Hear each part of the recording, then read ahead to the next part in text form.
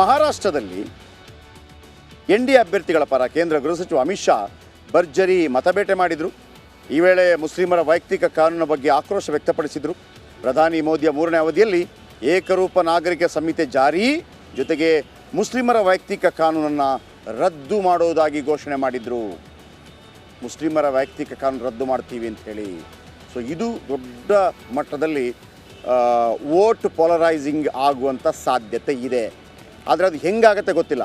Sometimes ಮುಸ್ಲಿಮರು ಹಿಂಗಾಗತ್ತೆ ಅಂತ ಕಾಂಗ್ರೆಸ್ಗೆ ಆಗ್ಬಿಟ್ರೆ ಕಾಂಗ್ರೆಸ್ಗೂ ಲಾಭ ಆಗ್ಬೋದು. ನೋಡಿ, ಅದರ ರಿಪ್ರಕೇಷನ್ ಹೆಂಗಾಗತ್ತೆ ಅಂತ ಹೇಳೋಕ್ಕಾಗಲ್ಲ. ಅಥವಾ ಈ ಹಿಂದೂ ಬಹುಸಂಖ್ಯಾತ ಹಿಂದೂಗಳು ಎಲ್ಲ ಪಕ್ಷಗಳಲ್ಲಿ ಹಂಚೋಗಿದ್ದಾರಲ್ಲ, ಆ ಹಿಂದೂಗಳೆಲ್ಲರೂ ಕೂಡ ಒಂದು, ಯಾಕಂದರೆ ನಿಮಗೆ ಹೇಳ್ತೀನಿ, 2009ರಲ್ಲಿ BJPಗೆ ಒಟ್ಟು ಮತ ಬಿದ್ದಿದ್ದು 7 ಕೋಟಿ, 2009ರಲ್ಲಿ ಕಾಂಗ್ರೆಸ್ಗೆ ಮತ ಬಿದ್ದಿದ್ದು 11 ಕೋಟಿ, 2014ರಲ್ಲಿ ನರೇಂದ್ರ ಮೋದಿ ಪ್ರಧಾನಿ ಆಗ್ತಾರೆ ಅಂಥೇಳಿ 7 ಕೋಟಿ ಇದ್ದಂಥ BJPಯ ಓಟು 17 ಕೋಟಿ ಆಗುತ್ತೆ. ಕಾಂಗ್ರೆಸ್ 11 ಕೋಟಿ ಇದ್ದದ್ದು 10.5 ಕೋಟಿ ಆಗುತ್ತೆ. 2019ರಲ್ಲಿ 11 ಕೋಟಿ ಇದ್ದ ಕಾಂಗ್ರೆಸ್ ಅಷ್ಟೇ ಇರುತ್ತೆ. 19ರಲ್ಲಿ BJPಗೆ ಮತ್ತೆ 4 ಕೋಟಿ ಓಟ್ ಜಾಸ್ತಿ ಆಗುತ್ತೆ, 22 ಕೋಟಿ ಆಗುತ್ತೆ. ಯಾಕೆ ಹೇಳಿದೆ ಅಂತಂದರೆ, ಈ ಪೊಲರೈಸಿಂಗ್ ಯಾವ ರೀತಿ ಆಗ್ಬೋದು ಹೇಳಕ್ಕೆ ಬರಲ್ಲ. ಇನ್ನು ಏನು ಅವ್ರು ಮಾತಾಡಿದ್ದಾರೆ ಅಮಿತ್ ಶಾ, ಕೇಳಿಸ್ಕೊಳ್ಳಿ. मोदी जी ने संकल्प पत्र में घोषणा की है कि मोदी जी को तीसरी बार प्रधानमंत्री बना दो, पूरे देश भर में यूसीसी लाने का काम और मुस्लिम पर्सनल लॉ समाप्त करने का काम नरेंद्र मोदी जी. मोदी जी ने संकल्प पत्र में घोषणा की है कि मोदी जी को तीसरी बार प्रधानमंत्री बना दो, पूरे देश भर में यूसीसी लाने का काम और मुस्लिम पर्सनल लॉ समाप्त करने का काम नरेंद्र. ಅಮಿತ್ ಶಾ ಇದನ್ನ ನಡಿ ಈಗ ಶುರು ಮಾಡೋಣ.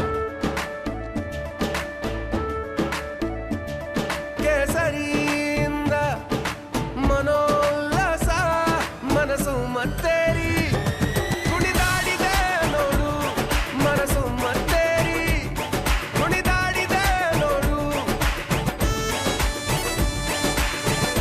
ಕ್ಷಣ ಕ್ಷಣವೂ ಆಚರಿಸಿ ಕೇಸರಿ ಹಬ್ಬ. ವಿಮಲ್ ಬಾಯಲ್ಲಿ ಹೇಳಿ ಕೇಸರಿ. ಇವತ್ತು ಮಾತಾಡಿದ್ದಾರೆ, ಬಹುಶಃ ನಾಳೆಯಿಂದ ಇದು ಚರ್ಚೆ ಆಗುತ್ತೆ. BJP ಪದೇ ಪದೇ ಹೇಳ್ತಾ ಇರುತ್ತೆ, ನಮಗೆ ಮಾತ್ರ ಇಲ್ಲ, ಮುಸ್ಲಿಮರಿಗೆ ವಿಶೇಷ ಪ್ರಾತಿನಿಧ್ಯ ಯಾಕೆ ನೋಡಿ, ಇದು ಬರುತ್ತೆ ಇಲ್ಲಿ. ದೇಶದಲ್ಲಿ ಹಿಂದೂ ಮುಸ್ಲಿಂ ಕ್ರೈಸ್ತರಿಗೆ ಪ್ರತ್ಯೇಕ ಕಾನೂನಿದೆ ಅಲ್ವಾ?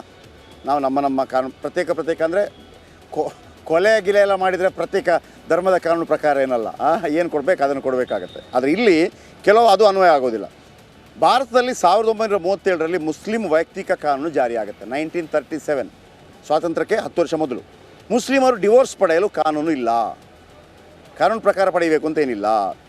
ಪುರುಷ ಡಿವೋರ್ಸ್ ಕೊಡಬೇಕು ಅನ್ನಿಸಿದರೆ ಕೊಡ್ಬೋದು, ತಲಾಕ್. ಇಲ್ಲಿ ಒಂದು ಮಜಾ ಇದೆ. ಮಜಾ ಅಂತಂದರೆ ನಾನು ಮಾಹಿತಿ ಹೇಳಿದ್ದು, ಡಿವೋರ್ಸ್ ಕೊಟ್ಟಾಗ ಪತ್ನಿಗೆ ಜೀವನಾಂಶ ಇಲ್ಲ, ಜೀವನಾಂಶ ಕೊಡಬೇಕು ಅಂತ. ಈಗ ನಮ್ಮಲ್ಲಿ ಹೆಂಗಿದೆ, ನಾವೆಲ್ಲ ನೋಡ್ತೀವಲ್ಲ, ಡಿವೋರ್ಸ್ ಆಯ್ತಂತೆ 10 ಕೋಟಿ ಇದು ಕೇಳಿದ್ಲಂತೆ, 10 ಕೋಟಿ ಕೊಟ್ಟು ತಗೊಂಡ್ಲಂತೆ. ಅದು ದೊಡ್ಡವ್ರ ವಿಚಾರ. ಸಣ್ಣವರ ವಿಚಾರದಲ್ಲಿ ಇರಲಿ, ಇಷ್ಟಿಷ್ಟು ಕೊಡಬೇಕು, ಮಕ್ಕಳು ನೋಡ್ಕೋಬೇಕು, ಈಗಲೂ ಕಾನೂನು ಹೇಳುತ್ತಲ್ವ. ನೀವು ಕಾನೂನು ಮೆಟ್ಲತ್ರ ಕಾನೂನು ಅದನ್ನೇ ಹೇಳೋದು. ಆದರೆ ಇಲ್ಲಿ ಹಂಗಿಲ್ಲ. ಮುಸ್ಲಿಮರು ಡಿವೋರ್ಸ್ ಪಡೆಯಲು ಕಾನೂನು ಅನ್ವಯಿಸಲ್ಲ. ಪುರುಷ ಡಿವೋರ್ಸ್ ಕೊಡಬೇಕು ಅನ್ನಿಸಿದರೆ ಕೊಡ್ಬೋದು. ಡಿವೋರ್ಸ್ ಕೊಟ್ಟಾಗ ಪತ್ನಿಗೆ ಜೀವನಾಂಶ ಸಿಗೋದಿಲ್ಲ. ಮುಸ್ಲಿಮರು ಒಂದಕ್ಕಿಂತ ಹೆಚ್ಚು ಮದುವೆ ಆಗಬಹುದು. ವೈಯಕ್ತಿಕ ಕಾನೂನು ಮಂಡಳಿ. ಬೇರೆ ಧರ್ಮದವರು 18 ವರ್ಷ ತುಂಬಿದ ಹೆಣ್ಣನ್ನಷ್ಟೇ ಮದುವೆ ಆಗಬೇಕು. ಆದರೆ ಮುಸ್ಲಿಂ ವೈಯಕ್ತಿಕ ಕಾನೂನಿನಲ್ಲಿ ಬೇರೆ ನಿಯಮವಿದೆ. ಹುಡುಗಿ ಋತುಮತಿ ಆದರೆ ಸಾಕು, ಮದುವೆ ಆಗಬಹುದಂತೆ ಅವರಲ್ಲಿ, ಅದು ದೊಡ್ಡವಳಾಗ್ತಿಲ್ಲ ಅಂತ ಹೇಳ್ತಲ್ಲ ಆ ಥರ. ಬೇರೆ ಧರ್ಮದವರು ಆಸ್ತಿಯಲ್ಲಿ ಹೆಣ್ಣಿಗೂ ಪಾಲು ಕೊಡ್ತಾರೆ, ಆದರೆ ಮುಸಲ್ಮಾನರು ಹೆಣ್ಣಿಗೆ ಆಸ್ತಿ ಪಾಲು ನೀಡುವುದಿಲ್ಲ.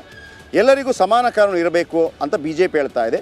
ಅದೇ ಕಾರಣ ಸಮಾನ ನಾಗರಿಕ ಸಂಹಿತೆ ತರಲು ತಯಾರಿ ನಡೀತಾ ಇದೆ. ಈ ಹಿಂದೆ ಕೂಡ ಭಾಳ ದೊಡ್ಡ ಒಂದು ಗಲಾಟೆ ಆಗಿತ್ತಲ್ಲ ಜೀವನಾಂಶಕ್ಕೆ ಸಂಬಂಧಪಟ್ಟ ಹಾಗೆ. ರಾಜೀವ್ ಗಾಂಧಿ ಅವರು ಅಂದರೆ ಹೆಣ್ಣು ಮಗಳೊಬ್ಬಳಿಗೆ ಕೋರ್ಟ್ ಹೇಳುತ್ತೆ ಜೀವನಾಂಶ ಕೊಡಿ ಅಂತ. ನಮ್ಮ ಕಾನೂನಲ್ಲಿ ಇದು ಬರಲ್ಲ ಅಂಥೇಳಿ ಮುಸ್ಲಿಮರು ಪ್ರೊಟೆಸ್ಟ್ ಮಾಡ್ತಾರೆ. ಆಗ ಕಾನೂನನ್ನೇ ಬದಲಾವಣೆ ಮಾಡ್ತಾರೆ ರಾಜೀವ್ ಗಾಂಧಿ. ಅದು ಹಿಂದೂಗಳ ಕೆಂಗಣ್ಣಿಗೆ ಗುರಿಯಾದಾಗ ಶ್ರೀರಾಮಚಂದ್ರನ ಮಂದಿರ ಓಪನ್ ಮಾಡುವಂಥ ಒಂದು ಪ್ರಸ್ತಾವ ಇಡ್ತಾರೆ. ಇದೆಲ್ಲ ಗೊತ್ತಿದೆ. ಸೊ ಇದೆಲ್ಲವನ್ನು ಮತ್ತೆ ಇದು ಮುನ್ನೆಲೆಗೆ ಬಂದಿದೆ.